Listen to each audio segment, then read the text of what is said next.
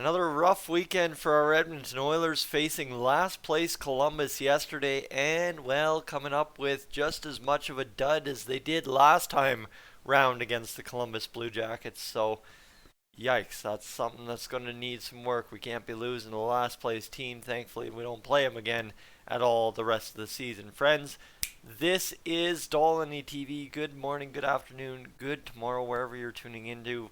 In this video, I am glad to have you along because, hey, you know what? We got a lot to wrap up here on this Sunday where everybody else is making trade moves and we are not. But before we get there, if you're new to the channel, what I want you to do right now is consider hitting that subscribe button here on Dolynny TV. We are up over 800 or 10,842 subscribers now. I'd love to have you aboard to talk more Oilers with us. It seems to be a pretty good season to do that, so let's indeed see if we can do anything there.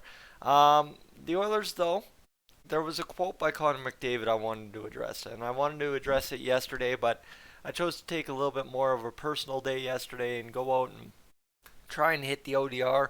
Problem is, I don't know how much you guys know about Southern Alberta's situation the past couple of days. We've been hammered by snow and cold, and so has the outdoor rink, to be honest with you.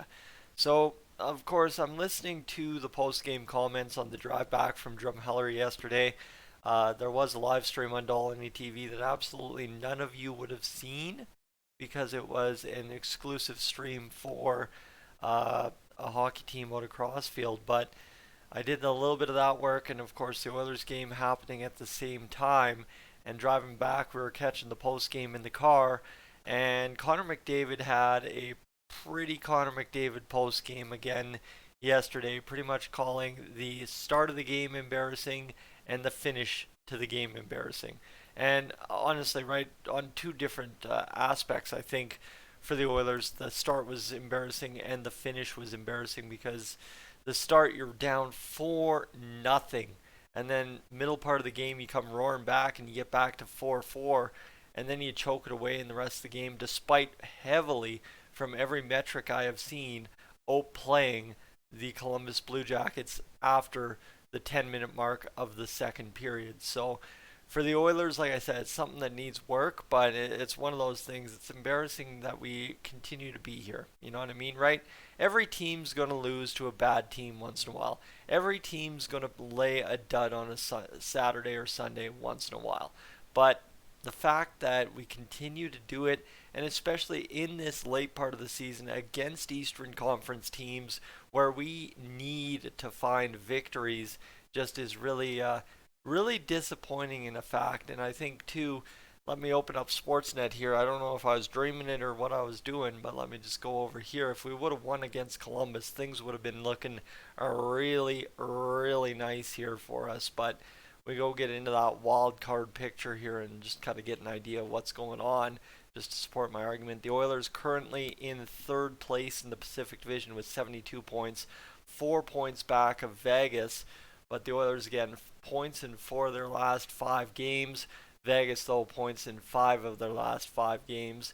And then LA as well, 4 in their last 5. So the top teams in the Pacific continue to win hockey games. I mean, even Seattle's 3 out of 5, but they're 2-2-1. So they're starting to maybe finally fall off. 2 straight losses against San Jose and 1 against Boston, and they're facing Toronto today. So if Toronto could ever help us out, that'd be great. And obviously, too, Minnesota's right there. But for the Oilers, like I said, it was going to be sketchy business there going into the trade deadline. And right now, we've kind of piled up those losses that we really couldn't afford. Well, yes, we've got 2 out of 4 wins that I said we needed going into the trade deadline, and obviously the 2 shootout losses or overtime losses, whatever you want to call them, end up making up for 1 win as well. So yes, do we really only need 1 more win prior to the trade deadline on Friday? Absolutely, yeah. There's no doubt that the Oilers probably and will probably win a game that they shouldn't here before, right? And when I say shouldn't, why is that? We play the Boston Bruins on Monday on the 21st, and then on the 27th, sorry, and then on the 1st we play the Toronto Maple Leafs at 6 p.m. So right? Obviously, you lose to the last place team. I think this is a scenario where most Oilers fans would say to me, well, based on what I just said, oh, the Oilers are losing three straight.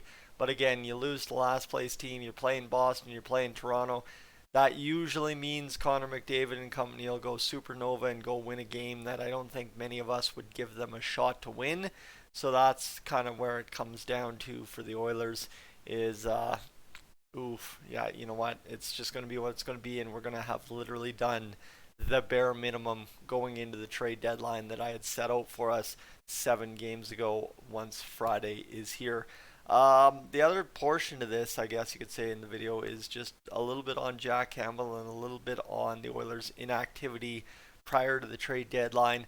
Jack Campbell, I think you might have seen Patrick's video, a good discussion there yesterday on just Jack Campbell and what the heck are the Oilers' options here? Because I think the main concern for many Oilers fans right now, especially after seeing how the Columbus game went and how things have gone since the 6-7 game streak there, is that Jack Campbell's kind of regressing back into the goaltender that he was at the start of the season.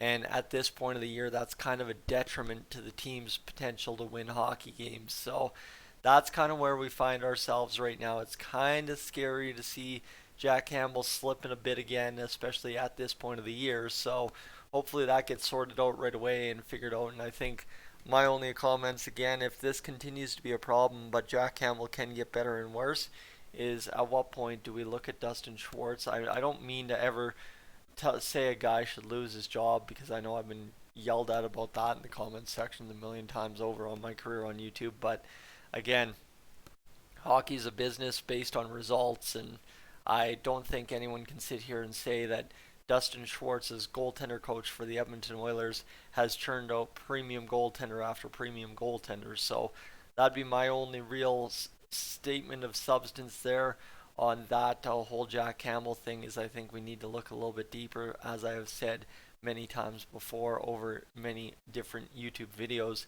And then obviously to the inactivity prior to the trade deadline. It's frustrating, I know, and obviously seeing everybody getting traded as current. And that, with that said, I actually made a joke over to Patrick here a moment ago, so I should probably check to see if the Oilers have made that trade as of yet. But there doesn't seem to be much at all. Yeah, there's not really much in terms of Oilers news on Twitter, so that's good. We've survived this video. But again, that's kind of also concerning, right? Everybody else continues to make moves. Denis Gurianov and Evgeny Dadonov got switched today as they went in between each other's teams, Dallas and Montreal. And then you have at the same rate there, Las Vegas picking up Barbashev from St. Louis. So there's a couple of big moves happening here. And well, here's the thing, you know what? You want to say nothing's a big move so far, but trust me, when you're not making a move, everything's a big move. And the Oilers just standing idle at current, and it would be nice to see at some point here if Ken Holland could just simply get things going and just start making some moves. I know everybody will say, well, we can't, but guess what? Every other team that can't is making moves right now and finding ways to make it happen. So we just got to do that and figure it out here, because time's passing us by a lot faster than I think any of us realize. It's Sunday before the trade deadline. That means you got Monday, Tuesday, Wednesday, Thursday as days before the trade deadline. Friday, Old Dominion's in town here in Calgary, but more importantly, it's the trade deadline.